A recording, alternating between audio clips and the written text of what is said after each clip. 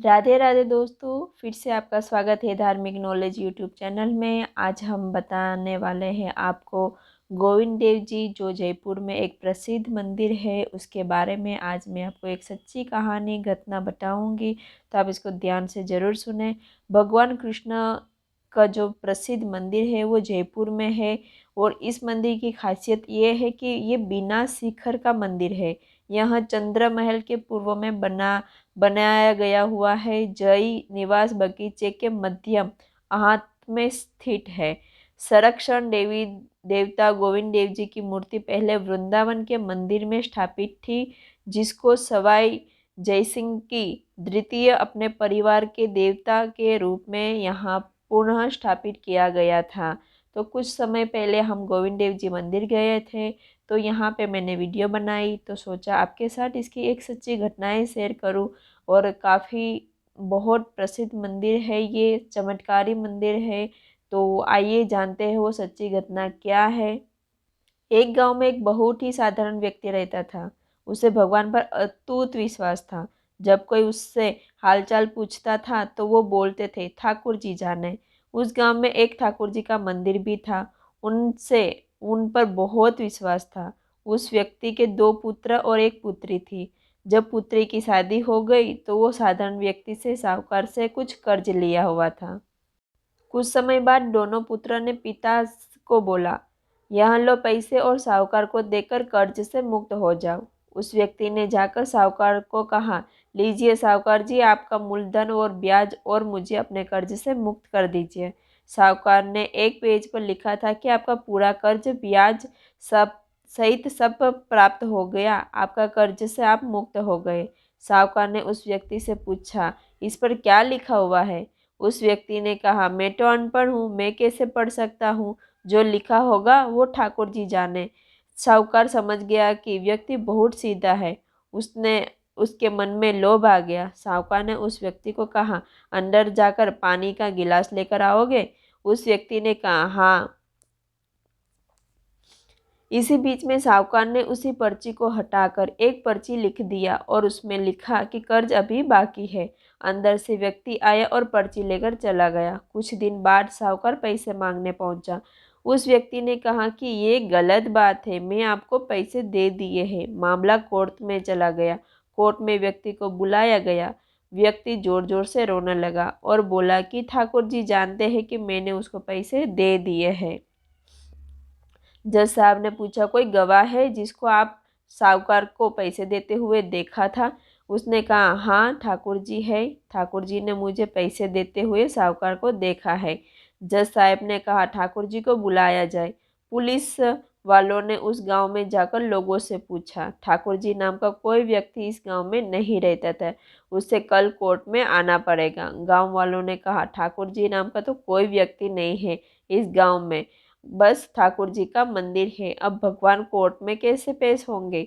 अगले दिन अदालत की कार्रवाई शुरू हुई।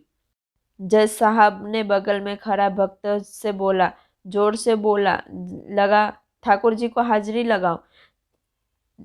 ठाकुर जी हाजिर हो, ठाकुर जी हाजिर हो। उसी वक्त बुढ़ा व्यक्ति सिर पर तिलक लगाए चंदन का माला पहने हुए कोर्ट में आ गया। उस व्यक्ति ने कटघरे में खड़ा होकर बोला, सर मैं ठाकुर जी हूँ, बताइए क्या बात है? जज साहब ने ठाकुर जी से पूछा, क्या इस व्यक्ति को साहूकार को पैसे देते हुए तुमने देखा था?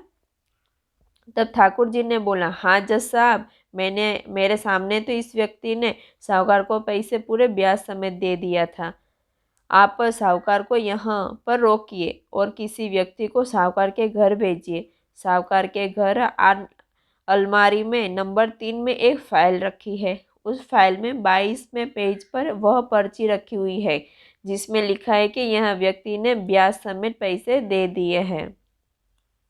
वह व्यक्ति इतना बोला और चला गया। कुछ देर बाद सिपाही वापस आया और जज साहब को एक पर्ची दी। यह पर्ची जिसमें लिखा हुआ था कि पूरा पैसा ब्याज समेत लिया गया है। जज साहब ने ठाकुर जी को कहा, उसको बुलाओ, ठाकुर जी दिखाई का नहीं दे रहे। अगले दिन जज साहब उस व्यक्ति के गांव गया। पूरे गांव में खोजा गया। सभी व्यक्ति ने कहा कि वह एक वृद्ध आदमी था, इस गांव में तो ऐसा कोई नहीं है। जज साहब समझ गए कि वह वास्तव में ठाकुर जी यानी भगवान ही थे। जज साहब उसी वक्त अपने पद से इस्तीफा दे दिया। जज साहब भारत के सभी मंदिरों में घूम घूम कर उनके दरबार पर मिट्टी को अपने सिर पर लगाते थे। किसी मंदिर में बैठते नहीं थे। जज साहब कहते थे, हमने भगवान को अदालत में बुलाकर खड़ा किया, फिर मैं किसी मंदिर में कैसे बैठ सकता हूँ।